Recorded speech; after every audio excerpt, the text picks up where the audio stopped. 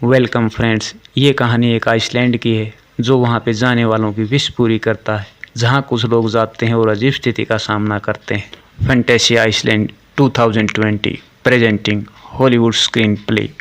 Movie की starting में अंधेरे में एक लड़की को फैंटेसी आइलैंड के जंगल में भागते हुए दिखाया जाता है, जिसका नाम मेडिसिन है, जो भागकर एक घर में छिप जाती है जिसके पीछे कोई लगा हुआ है। और वहाँ पर फ़ोन की घंटी बजती है। जब वह फ़ोन उठाकर अपने बारे में बताती है और बचाने के लिए कहती है, दूसरी तरफ से उसका नाम लिया जाता है। वह समझ जाती है कि वह वही किडनैपर है। तभी कुछ लोग उसे उठाकर ले जाते हैं।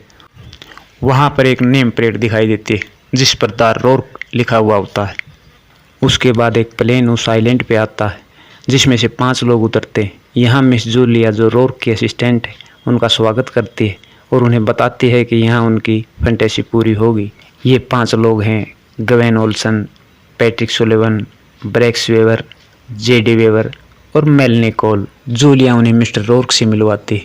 रॉक उन्हें बताता है कि वो कोई भी एक फैंटेसी पूरी कर सकते हैं, दूसरी नहीं, और वो चाहे कोई भी हो, ये फैंटेसी आइलैंड है। वो सबको थोड़ा आराम करने के लिए कहता है और सबकी फैंटेसी पूरी करने को कहता है, और उन्हें एक बार जो फैंटेसी करोगे उसे बदल नहीं सकते। ये आइलैंड उनकी फैंटेसी पूरी करेगा। उसके बाद रॉक, जेडी और ब्रेक्स को उनकी फैंटेसी के अनुसार एक खुशनुमा माहौल, जहाँ चारों तरफ नाच गाना, खुशियाँ, वहाँ बहुत लोग होते हैं जो खुश होते हैं, उन्हें लेकर जाता है और वहाँ पे छोड़ देता है। दूसरी तरफ मिस्टर ओल्सन को रॉक के पास दिखाया जाता है। वह उसकी फैंटेसी के बारे में पूछता है। वो बताती है कि उसका बॉयफ्रेंड था जिसने उसे शादी के लिए प्रपोज किया था। तब मैं परेशान थी, पर मैं भी चाहती थी कि मेरा एक अच्छा परिवार हो। अब रॉक उसे एक कमरे में जाने को कहता है। तब वह अंदर जाती है और वहाँ पर उसे उसका बॉयफ्रेंड दिखाई देता है। वह एक जगह पर बैठते हैं। ओल्सन ये देखकर हैरान होती है और रॉक के पास जाती है, क्योंकि ये सब उसके साथ पहले हो चुका था। अब उसका बॉयफ्रेंड उसको शादी के लिए फिर से यहाँ प्रपोज करता है। यहाँ पर वो उसके प्रपोजल को स्वीकार करती है। फिर वो रात को एक साथ सोते हैं। उसके बॉयफ्रेंड के पास एक छोटी लड़की भी होती है और वो बताता है कि वो तुम्हारी ही है। अब ओल्सन को कुछ सही नहीं लग रहा है। वो रॉक के पास जाकर उसे एक सपने की तरह बताती है। अब रॉक उसे उसका फोन दिखाता है जिसमें उसकी बेटी की फोटो उसके साथ होती है। वो हैरान हो जाती है सब देखकर। तब रॉक बताता है कि मैं भी इस आइलैंड पर अपनी पत्नी के लिए ही आया हूँ। मैंने इस आइलैंड के बारे में बहुत कुछ पहले सुना है। यहाँ उसकी पत्नी उसे फिर से मिल गई है और इसी तरह तुम अपनी फैंटेसी में अपने बॉयफ्रेंड और बेटी के बारे में सोचती हो। वो सब अब हकीकत है और उसे अब तुम भी मान लो। दूसरी तरफ पैट्रिक मेलनी को बताता है कि वो आर्मी में ज्वाइन करना चाहता था, लेकिन वो पुलिस में गया क्योंकि उसकी मॉम ने आर्मी में जाने के लिए मना कर दिया था। पर अब वह पुलिस की नौकरी छोड़ चुका है और यहाँ अपनी इस फैंटेसी के लिए आया है जो आर्मी में कार्य करने की है। यहाँ मेलनी बताती है कि उसके स्कूल टाइम में एक लड़की होती है जिसका नाम मेडिसिन था, जिसने उसको बहुत परेशान किया था और वो उससे बदला लेना चाहती है क्योंकि सब उसे पागल कहने लगे थे। तब उसकी मम्मी उसे एक डॉक्टर के पास लेकर गई थी जो उसे बहुत टॉर्चर करता था। अब वह उसे डॉक्टर टॉर्चर के नाम से बुलाती है और यहाँ अपनी फैंटेसी में मेडिसिन से बदला लेना चाहती हूँ। तब वहाँ रॉक दिखाई देता है जो उनकी फैंटेसी के अनुसार मेलनी को वहाँ से लेकर एक लिफ्ट के पास पहुँचता है और मेलनी को लिफ्ट में जाने के लिए कहता है। मेलनी जब लिफ्ट में वहाँ पहुँचती है जहाँ मेडिसिन को किडनैप करके एक ग्लास के दूसरी तरफ बांध रखा होता है, मेलनी ये देखकर बहुत खुश होती है। यहाँ मेडिसिन ग्लास की दूसरी तरफ से मेलनी को नहीं देख सकती थी, लेकिन मेलनी मेडिसिन को देख सकती थी। यहाँ मेलनी को एक कार्ड दिखाई देता है जिस पर बटन दबाने के इंस्ट्रक्शंस लिखे होते हैं। मेलनी खुश होती है क्योंकि यहाँ उसे अपना बदला लेने का मौका मिल रहा होता है, जिसे वो एक खेल समझ रही होती है और बटन दबाना शुरू करती है जिससे मेडिसिन को अलग अलग तरीके से टॉर्चर करती है। लेकिन थोड़ी देर में वो समझ जाती है कि ये सब हकीकत है, कोई खेल नहीं। तब वह फोन से मदद मांगती है। तब ग्लास की दूसरी तरफ कोई आता है और वह भी उसे टॉर्चर करने लगता है। वह उसे रुकने के लिए कहती है लेकिन वह नहीं रुकता। वह मेलनी उसे मास्क हटाने के लिए कहती है और तब उसे मालूम होता है कि वह वही डॉक्टर टॉर्चर है जिसके पास उसका इलाज हुआ था। तब मेलनी उसे उसके हाथ की उंगलियां काटने को कहती है। वह जैसे ही उंगली काटने की कोशिश करता है तब मेलनी मशीन के बटन को दबाती है जिससे डॉक्टर टॉर्चर को इलेक्ट्रिक शॉक लगता है और वो बेहोश हो जाता है। तब मेलनी शीशा तोड़कर मेडिसिन को लेकर वहां से भाग जाती है। वहां एक तरफ एक गाड़ी में रॉक के साथ पैट्रिक को दिखाया जाता है जो एक जंगल में होते हैं। रॉक उसे अपनी फैंटेसी के अनुसार एक आर्मी ड्रेस पहनने के लिए देता है। पैट्रिक ड्रेस पहनकर आगे बढ़ता है और तभी कुछ आर्मी सोल्जर आते हैं और पैट्रिक को अपने साथ अपने अफसर के पास लेकर जाते हैं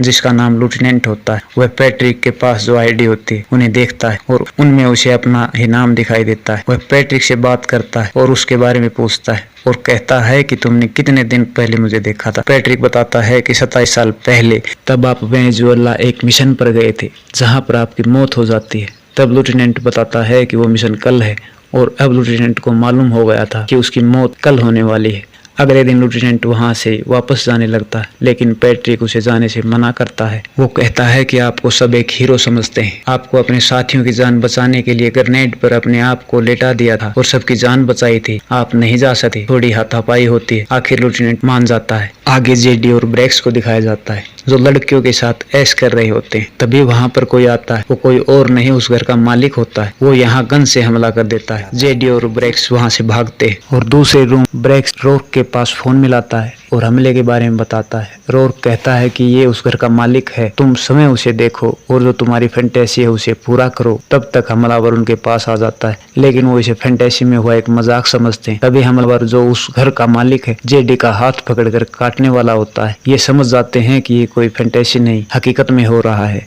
अब हमलावर उनसे पूछता है कि उसके पैसे कहाँ है। जेडी मना करता है कि उन्हें कुछ नहीं मालूम, लेकिन ब्रेक्स बचने के लिए झूठ बोल देता है कि वो नीचे है। फिर सब नीचे आते हैं। ब्रेक्स अचानक भागकर एक रूम में जाता है और वहां उसे एक ग्रेनेड मिलता है, जिसको लेकर वो बाहर आता है और बोलता है कि ये ग्रेनेड ब्लास्ट कर दूंगा, नहीं तो ऊपर चलकर मेरे भाई को आजाद करो। फिर ये ऊपर जाने के लिए जैसे ही निकलते हैं, तभी वहां पर पैट्रिक और उसके पिता बाकी सैनिकों के साथ वहां पर पहुंचते हैं।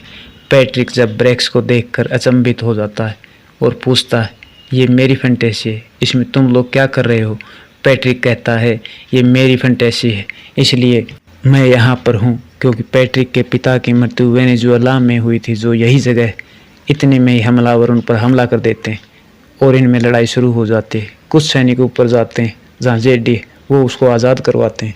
इस लड़ाई में ये कई हमलावरों को मार देते हैं, लेकिन ये फिर से भूत की तरह जिंदा होने लगते हैं और एक हमलावर जेडी को गोली मार देता है और बाकी सैनिकों को भी मारने लगते हैं। तभी हमलावर ब्रेक्स और पैट्रिक को मारने की कोशिश करते हैं। तभी पैट्रिक के पिता इनको बचाने के लिए बीच में आते हैं और वहाँ पर हमलावरों के द्वारा मारे जाते हैं। दूसरी तरफ जंगल में मेलिनी और मेडिसिन जंगल से निकलने की कोशिश कर रही होती हैं। तभी वहाँ पर डॉक्टर टॉर्चर आकर उन पर हमला करता है, लेकिन मारने से पहले ही वहाँ पर एक आदमी आता है जो कि बूढ़ा होता है, इनको बचा लेता है और डॉक्टर टॉर्चर को मार देता है। फिर वो आदमी इनको लेकर एक गुफा में जाता है जहाँ उन्हें एक रहस्यमयी पत्थर दिखाई देता है। इसमें मेडिसिन को अपना पति दिखाई देता है जो कि उसकी फैंटेसी होती। फिर वो उस बूढ़े आदमी से इसके बारे में पूछते हैं। बूढ़ा आदमी बताता है कि वो एक जासूस है जो अपने क्लाइंट के कहने पर कुछ समय पहले यहाँ पर आया था, जिससे उसने पैसे लिए हुए होते हैं और वो यहाँ इस आइलैंड पर कब्जा करना चाहता है। जब मैं यहाँ आया मेरे साथ कुछ फैंटेसी होने लगी। मेरी बेटी जो बहुत सालों पहले मर चुकी है यहाँ पर मेरे सामने आने लगी। मुझे उसे देखकर बहुत खुशी मिलती थी, लेकिन धीरे धीरे सब बिगड़ने लगा। मेरे पास एक फ़ोन था जिसे रोर्क ने तोड़ दिया था। वो एक बुरा आदमी है, उसको यहाँ से कंट्रोल किया जा सकता है, क्योंकि इस आइसलैंड में शक्तियाँ इस पत्थर से ही आती है। इस पत्थर से पानी टकराता है और काला हो जाता है, और उस पानी को कोई भी अगर पिएगा वो अपनी फैंटेसी में चला जाता है। अब वो समझ जाते हैं कि रोर्क ने उन सब को वो पानी पिलाया है जिससे वो अपनी फैंटेसी में चले गए। बूढ़ा आदमी उन्हें एक नंबर देता है और एक पानी की बोतल देता है और कहता है कि जब तुम होटल में जाओ तो इस नंबर पर फ़ोन करना, 1 घंटे में यहाँ पर एक प्लेन आ जाएगा और तुम सब इस पानी की बोतल को लेकर यहाँ से चले जाना, जिससे रोर्क की सच्चाई सबके सामने आ जाएगी। फिर वो सब यहाँ से जाने लगते हैं। जब वो जंगल से जाते हैं तो फिर से डॉक्टर टॉर्चर मेडिसिन पर हमला कर देता है। वो अब तक जिंदा होता है। ये देखकर बूढ़ा आदमी डॉक्टर टॉर्चर अपने साथ लेकर पहाड़ी से गहरी खाई में कूद जाता है। यहाँ दोनों की मौत हो जाती। अब यहाँ मेलिनी और मेडिसिन दोनों बची हुई हैं। मेलिनी मेडिसिन को बताती है कि जहाँ तुम्हें टॉर्चर किया जा रहा था वहाँ एक फ़ोन की लाइन तुम्हारे हस्बैंड के फ़ोन के साथ कनेक्टेड है। फिर दोनों टॉर्चर रूम में जाते हैं और मेडिसिन के हस्बैंड से फ़ोन मिलाते हैं और उस पायलट के नंबर देते हैं और 1 घंटे में आने के लिए कहती है। दूसरी तरफ ओल्सन को दिखाया जाता है जो अपनी फैंटेसी में अपनी बेटी और हस्बैंड के साथ है, लेकिन उसे लगता है कि ये वैसा नहीं है जैसा वो चाहती है। कुछ साल पहले उसके घर पर आग लग गई थी जिसमें एक लड़का जिसका नाम निक था की मृत्यु हो गई थी और वो उसको बचाना चाहती थी। अब वो सब बदलना चाहती थी। वो रोर्क के पास जाती है और अपनी फैंटेसी बदलने के लिए कहती है। रोर्क एक बार मना करता है, लेकिन वो उसे ऐसा करने के लिए मना लेती है और वो फिर से एक बार एक दरवाज़ा खोलकर अंदर जाती है और उसी समय पहुंच जाती है जहां उसके घर में आग लगी हुई थी। यहाँ पर ब्रेक्स और जेडी भी होते हैं और पैट्रिक भी एक पुलिस वाले के रूप में दिखाई देता है। ओल्सन आग से निक को बचाने की कोशिश करती है और खुद बेहोश हो जाती है। उसे वहाँ जूलिया बचाती है और पूछती है क्या तुम निक को बचा पाई। वो मना करती है और कहती है कि ये मेरी फैंटेसी नहीं है। अब सब इस होटल से भागने की कोशिश कर रहे होते हैं, लेकिन तभी वहाँ पर रोर्क आ जाता है और इनको रोक लेता है। अब ओल्सन सब कुछ समझ चुकी है और वो बताती है कि ये फैंटेसी हमारी नहीं है, क्योंकि जब वो अपनी फैंटेसी में थी और आग लगी हुई थी तो वहाँ पर सब थे, जेडी, ब्रेक्स, पैट्रिक और मैं, पर मेलेनी नहीं थी। जेडी और ब्रेक्स बताते हैं कि निक हमारा रूममेट था। मेलेनी कहती है कि निक मेरा क्लासमेट था जो मुझे पसंद करता था। अब सब समझ गए होते हैं कि सब निक की मौत से जुड़े हैं